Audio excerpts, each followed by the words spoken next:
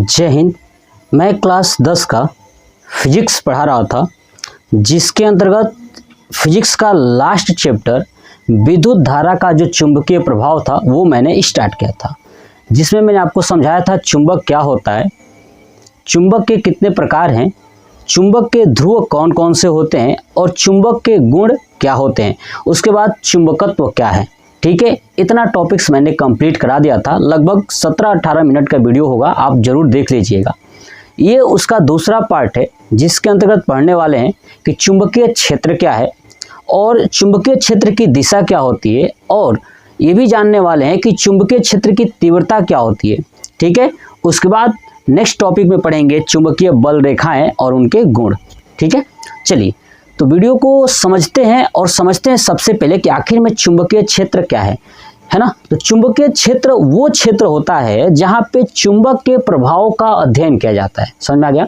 चुंबकीय क्षेत्र वो क्षेत्र होता है जहां पे चुंबक के प्रभाव का अध्ययन किया जाता है। मतलब कि कोई अगर चुंबक है, ठीक है, अगर वो चुंबक है और उस चुंबक के चारों ओर का जहां तक उस चुंबक का प्रभाव होगा, है ना, चुंबक के चारों ओर का वह क्षेत्र जहां तक उस चुंबक का प्रभाव होता है वो चुंबकीय क्षेत्र कहलाता है। क्या कहलाता है? चुंबकीय क्षेत्र।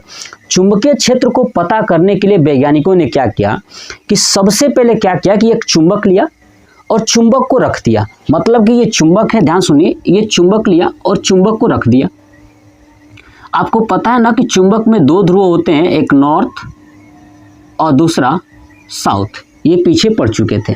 अब उन्होंने चुंबक लिया और क्या किया कि इस चुंबक के, है ना, ये चुंबक के चारों तरफ का जो क्षेत्र है ना, ध्यान रखिए, इस चुंबक के चारों तरफ का जो क्षेत्र है, ठीक है, इस क्षेत्र में किसी एक बिंदु पर, है ना, किसी एक बिंदु पर उन्होंने क्या किया कि एक कंपास की सुई रख दी। क्या रख दी? कंपास की सुई रख दी। ठीक है, जो उन्होंने चुंबक लिया था वो चुंबक था क्षण चुंबक। कौन सा चुंबक? याद रखिएगा, जो वैज्ञानिकों ने प्रयोग किया था, ठीक है, चुंबकीय क्षेत्र बताने के लिए, वो कौन सा चुंबक लिया था उन्होंने? तो क्षण चुंबक लिया था।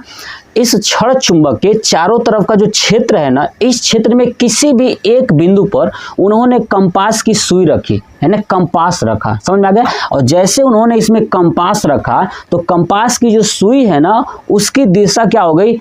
हट गई, यानी वो अपने दिशा से हट करके दूसरे दिशा में शिफ्ट हो गई। ये बात आपको समझ में आया?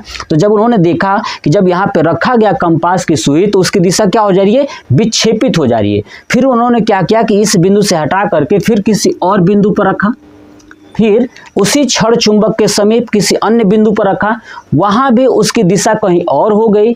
इससे उन्होंने कहा कि इसका मतलब ये हुआ कि चुंबक के चारों ओर का वह क्षेत्र जहां पर चुंबकीय प्रभाव का अध्ययन किया जाता है उसे ही क्या कहते हैं? चुंबकीय क्षेत्र कहते हैं। यानी उन्होंने ये बता दिया कि चुंबकीय क्षेत्र होता है। आपको बात समझ में आ गई कि चुंबक के चारों ओर का वह क्षेत्र जहां पे चुंबकीय प्रभाव का अध्ययन किया जाता है उसे क्या कहते हैं? चुंबकीय क्षेत्र कहते हैं। और चुंबकीय क्षेत्र को ज्ञात करने के लिए वैज्ञानिकों ने कौन सा चुंबक का प्रयोग किया था? तो क्षण चुंबक का प्रयोग किया था। आई थिंक समझ में आ गया। चलिए अब आते हैं दूसरा कॉन्सेप्ट, देखते हैं कि चुंबकीय क्षेत्र की दिशा क्या है। ठीक है, यही चीज बोर्ड पर लिखा हुआ है, देख लीजिए पहले ऊपर वाला।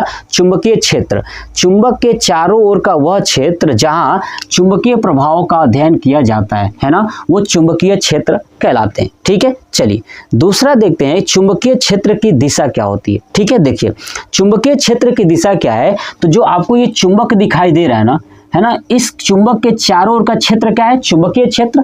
तो इसमें किसी भी बिंदु पर, है ना, इसमें किसी बिंदु पर अगर कंपास की सुई रखी गई, क्या की गई? कंपास की सुई रखी गई, तो उसमें क्या हुआ कि दक्षिण ध्रुव से, जो दक्षिण ध्रुव होगा, मतलब कंपास की सुई अपने आप जो है कि सुई का डायरेक्शन स्थिर हो जाता था, कहीं ना कहीं एक जगह रुक जाती थी। ठीक है, तो जिसके कारण पता चला कि चुंबकीय क्षेत्र है। तो जब सुई रुकी ना, मान लेता हूं कि इस क्षेत्र पे सुई रुक गई, इस बिंदु पर सुई रुक गई, सुई का कांटा ऊपर की तरफ हो गया और एक नीचे की तरफ हो गया। तो जब ये सुई रुकी, क्या हुआ? जब ये सुई रुकी तो सुई रुकने के बाद क्या हुआ कि देखिए जब ये सुई रुकी ना तो जो ये ऊपर दक्षिण ध्रुव आया, कोई भी दक्षिण ध्रुव चाहे नीचे का ले लीजिए चाहे ऊपर का ले लीजिए, उस टाइम जो प्रयोग किया गया उसके अनुसार जो दक्षिण ध्रुव आया उस दक्षिण ध्रुव से उत्तरी ध्रुव की ओर जो खींची गई रेखा है ना, वही रेखा जो खींची गई तो उसकी खींचने की जो डायरेक्शन है ना वही चुंबकीय क्षेत्र की दिशा होती है। क्या होती है? वही चुंबकीय क्षेत्र की दिशा होती है। तो आपको समझ में आया ना कि चुंबकीय क्षेत्र की दिशा क्या है? तो चुंबकीय क्षेत्र के किसी बिंदु पर रखी गई कंपास की सुई के दक्षिण ध्रुव से, है ना, कंपास के सुई के दक्षिण ध्रुव से उत्तरी ध्रुव की ओर खींची गई रेखा चुंबकीय क्षेत्र की दिशा होती है। आपको समझ में आ गया ना कि जब उन्होंने चुंबकीय क्षेत्र के किसी बिंदु पर सुई रखा, चुंबकीय सुई, तो चुंबकीय सुई ऑटोमेटिक अपनी दिशा विक्षेपित कर ली। तो विक्षेपित कर ली तो जो डायरेक्शन उन्होंने विक्षेपित किया वो एक उत्तरी ध्रुव था और एक दक्षिणी ध्रुव। तो उन्होंने कहा कि दक्षिण ध्रुव से उत्तरी ध्रुव की ओर खींची गई जो रेखाएं है ना, दक्षिण से उत्तरी की ओर खींची गई रेखा है, वही रेखा की क्या होती है? चुंबकीय क्षेत्र की दिशा होती है ना। जिधर से खींच रहे हो वही क्या है? दिशा है। ठीक है, तो ये था हमारा दो टॉपिक, चुंबकीय क्षेत्र क्या है और चुंबकीय क्षेत्र की दिशा क्या है। चलिए अब देखते हैं हम लोग चुंबकीय क्षेत्र की तीव्रता क्या होती है। अब देखते हैं कि चुंबकीय क्षेत्र की तीव्रता क्या है। ठीक है, यानी इंटेंसिटी ऑफ मैग्नेटिक फील्ड। ठीक है, तो चलिए देखिए, अगर कोई स्थान है ना, चुंबकीय क्षेत्र में कोई भी स्थान है, ठीक है, वहां से ये डिफिनेशन बना हुआ है। देखिएगा कि किसी स्थान पर चुंबकीय क्षेत्र के लंबवत, है ना, किसी भी स्थान पर, ठीक है, चुंबकीय क्षेत्र के लंबवत रखे गए एकांक लंबाई के तार में, ध्यान सुनिएगा, किसी स्थान पर चुंबकीय क्षेत्र, ठीक है, के लंबवत रखे गए एकांक लंबाई के तार में एकांक विद्युत धारा प्रवाहित किया, ठीक है, एकांक विद्युत धारा प्रवाहित करने पर, ठीक है, तार पर जो बल कार्य करता है वह उस स्थान पर चुंबकीय क्षेत्र की तीव्रता कहलाता है। आपको समझ में आया? फिर से सुनिएगा। एक्चुअली हुआ यूं कि चुंबकीय क्षेत्र निकल गया, तो चुंबकीय क्षेत्र के किसी बिंदु पर, ठीक है, चुंबकीय क्षेत्र जो था ना उसके लंबवत एकांक लंबाई के तार को रखा गया, ठीक है, और उसमें जब विद्युत धारा प्रवाहित किया गया, क्या किया गया? विद्युत धारा प्रवाहित किया गया तो देखा गया कि उस तार में एक बल कार्य करता है। ठीक है, तो जो तार को एक बिंदु पर रखा गया था तो उस बिंदु को ही क्या कहा गया? उस स्थान को ही क्या कहा गया? चुंबकीय क्षेत्र की तीव्रता कही गई। यही बात उसने लिखा हुआ है, यानी मैंने लिखा हुआ है। देखिएगा कि चुंबकीय क्षेत्र की तीव्रता किसी स्थान पर चुंबकीय क्षेत्र के लंबवत रखे एकांक लंबाई के तार में एकांक विद्युत धारा प्रवाहित करने पर तार पर जो बल कार्य करता है वह उस स्थान पर, है ना, चुंबकीय क्षेत्र की तीव्रता कहलाता है, यानी इंटेंसिटी ऑफ मैग्नेटिक फील्ड। समझ में आ गया? अब देखिए, चुंबकीय क्षेत्र की जो तीव्रता है वो एक सदिश राशि है, याद रखिएगा ये भी बात, और जो इसका मात्रक होता है न्यूटन पर एम्पियर मीटर या वेबर पर मीटर स्क्वायर। याद रखिएगा कि चुंबकीय क्षेत्र का चुंबकीय क्षेत्र की तीव्रता का मात्रक क्या है?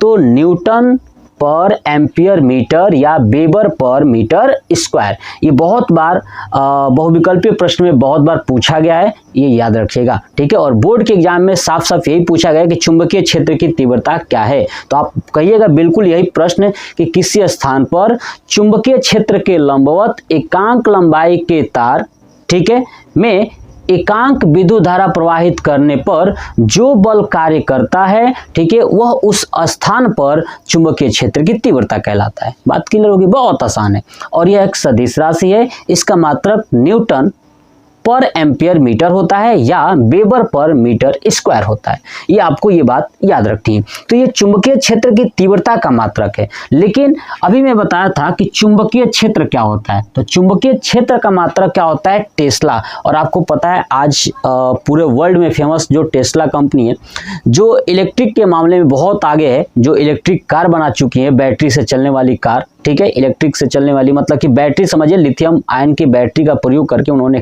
कार बनाया हुआ है। ठीक है, तो वही टेस्ला कंपनी है। तो देखिए चुंबकीय क्षेत्र का जो मात्रक है क्या है, टेस्ला है, और चुंबकीय क्षेत्र की तीव्रता का मात्रक क्या है, तो वेबर पर मीटर स्क्वायर या न्यूटन पर एम्पियर मीटर है। आई बात समझ में। चलिए अब देखिए, ये चुंबकीय क्षेत्र की तीव्रता जो है दो तरह की होती है, एक समान चुंबकीय क्षेत्र की तीव्रता और दूसरा असमान चुंबकीय क्षेत्र की तीव्रता। ठीक है, एक होता है एक समान चुंबकीय क्षेत्र की तीव्रता और एक होता है असमान चुंबकीय क्षेत्र की तीव्रता। तो देखिए एक समान चुंबकीय क्षेत्र की तीव्रता क्या है, तो देखिए चुंबकीय क्षेत्र के प्रत्येक बिंदु पर, है ना, कोई अगर चुंबकीय क्षेत्र है और उसमें जो भी बिंदु आप मान रहे हो ना, तो प्रत्येक बिंदु पर चुंबकीय क्षेत्र की तीव्रता और उसकी दिशा परिमाण में अगर समान है, इसका मतलब कि वो एक समान चुंबकीय क्षेत्र की तीव्रता कहलाएगी। समझ में आ गया। यानी कि चुंबकीय क्षेत्र के प्रत्येक बिंदु पर चुंबकीय क्षेत्र की तीव्रता एवं उसकी दिशा का जो परिमाण है वो अगर समान है, तो इसका मतलब वो एक समान चुंबकीय क्षेत्र कहलाएगा। अगर इसी चीज को असमान चुंबकीय क्षेत्र लिखोगे तो कैसे लिखोगे कि चुंबकीय क्षेत्र के प्रत्येक बिंदु पर चुंबकीय क्षेत्र की तीव्रता एवं दिशा परिमाण में असमान हो, क्या हो, असमान हो, तो क्षेत्र क्या कहलाएगा, असमान चुंबकीय क्षेत्र कहलाता है। बात क्लियर हो गई। यानी हमने दोनों बता दिया, एक समान वाला और एक असमान वाला। बस आपको क्या करना है, सब कुछ यही लिखना है असमान में और यहाँ पे लगा देना है असमान हो, तो क्षेत्र यहाँ पे लिख देना असमान चुंबकीय क्षेत्र कहलाता है। बस ये हो गया हमारा टोटल चुंबकीय क्षेत्र की तीव्रता क्या है ना। इसके पहले मैंने बताया था चुंबकीय क्षेत्र क्या है, चुंबकीय क्षेत्र की दिशा क्या है, और ये हमारा हो गया चुंबकीय क्षेत्र की तीव्रता क्या है। अब आप इसका स्क्रीनशॉट ले लीजिए और पिछले वाले अभी मैं जस्ट इसके पहले बताया था चुंबकीय क्षेत्र और चुंबकीय क्षेत्र की दिशा, आपने उसका भी ले लिया होगा, कॉपी बना लीजिएगा। नेक्स्ट टॉपिक में हम लोग पढ़ने वाले हैं कि चुंबकीय बल रेखाएं क्या होती हैं और इनके गुण कौन कौन से हैं। तो आप मुझे कमेंट बॉक्स में कमेंट करके बताइएगा कि आपको ये वीडियो कैसा लगा। जय हिंद।